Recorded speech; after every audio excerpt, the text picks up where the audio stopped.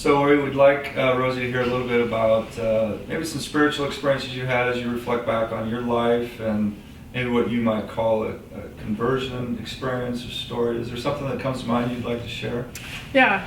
So growing up in my family, my parents converted after they had a couple of kids. Missionaries knocked on the door and they chose to join the church right then. Just from tracting, huh? Yeah, it was one of those stories. And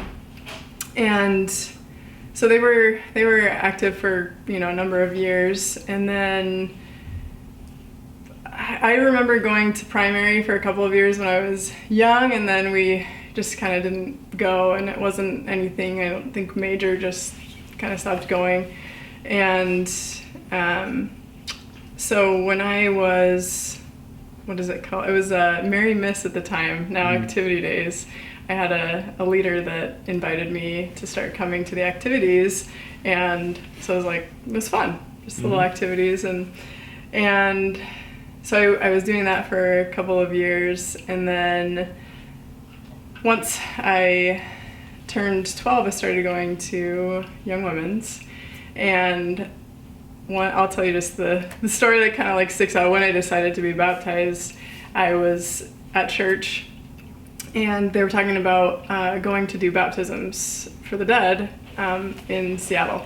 And so it was a big thing. Like, they only did it, I think, once a year. It was the once a year temple trip. Yeah. And my sister was with me at church that day, and I was like, oh, that sounds awesome. We have to go and do that. And she was like, you can't do that. You're not baptized. And it like just crushed me. That's right, because you sort of skipped the year, like when you were 8, you would have been baptized. You weren't there at that time. Yeah, so we were not. Yeah, we weren't going to church then. Was your sister? She wasn't baptized either, right? She was. She was. Okay. So it must have been. She was like 3.5 years older than me. Oh, so okay. she must have like she got right baptized after that, and then we kind of and my dad at the time, he was like, don't be baptized unless you know. Like, I think we did kind of talk about it when I was 8. But he was like, if you don't like know what you're doing, then don't do it, And so I was like, okay. Didn't do it. Yeah, because I didn't know anything. So anyway, I'm just crushed after she tells me that I can't go and do these baptisms, and just crying, which was not like me. I didn't, even now I'm not like a super emotional person. Right. And so the leaders are like, what's going on? Are you okay? And I was like, I just wanted to go and do these baptisms. I can't do it. And they're like, well, you can get baptized and you can come with us next time. And so I was like, oh, okay. And so my brother was not 8, 9 at the time too. And so we both had the lessons together.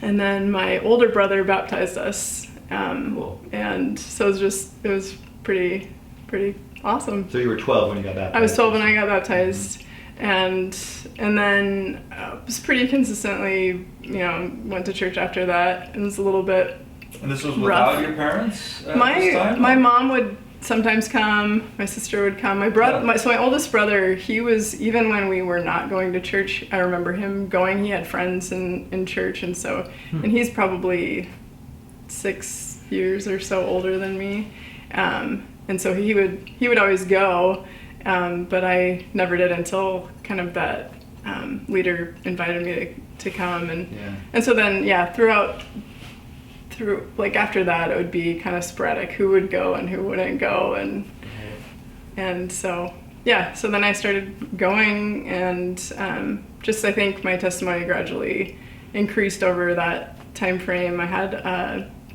member of the bishopric that I remember specifically reached out to me one day and was like, I just feel like I need to tell you this. You need to be reading the Book of Mormon every night.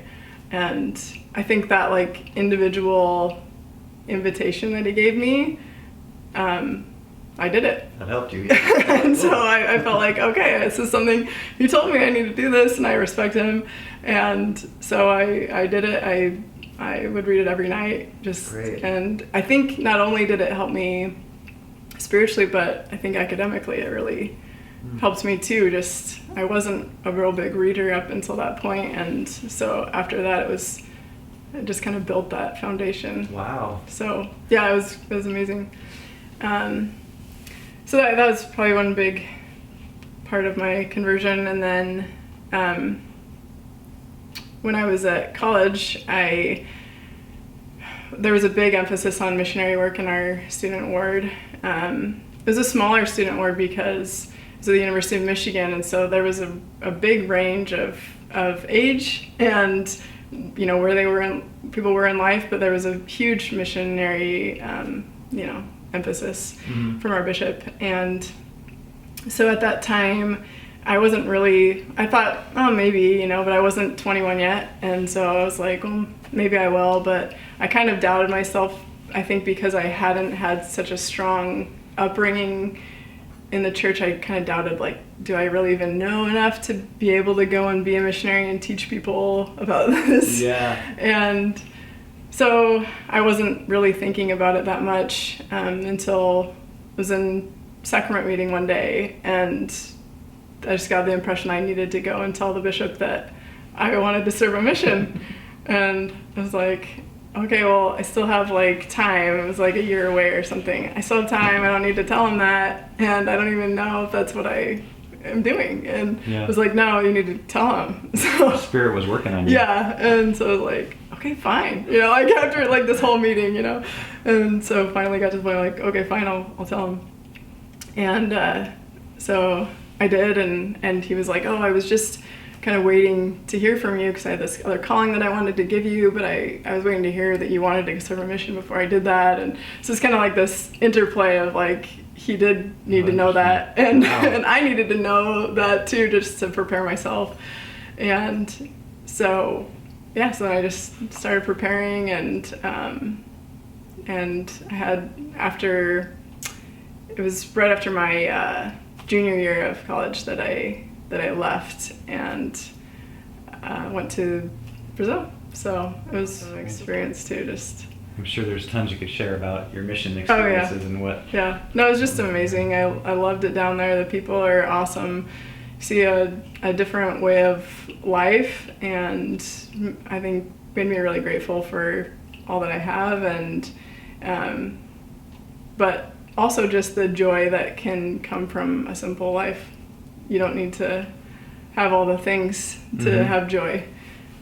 What would you want people to know as you reflect back over your time in the church of something that's helped you build a testimony and how it's influenced your life? And is there anything that comes to mind that...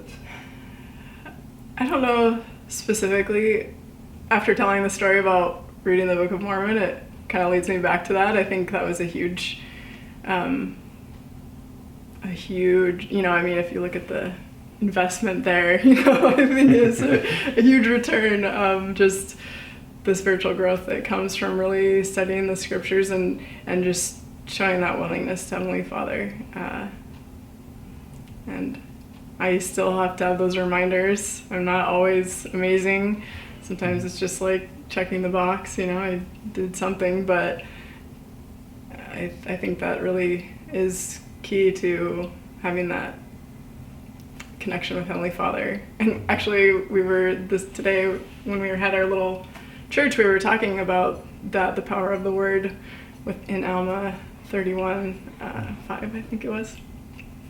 It's so powerful, and I think that's what I would share. Great, thank you for sharing that.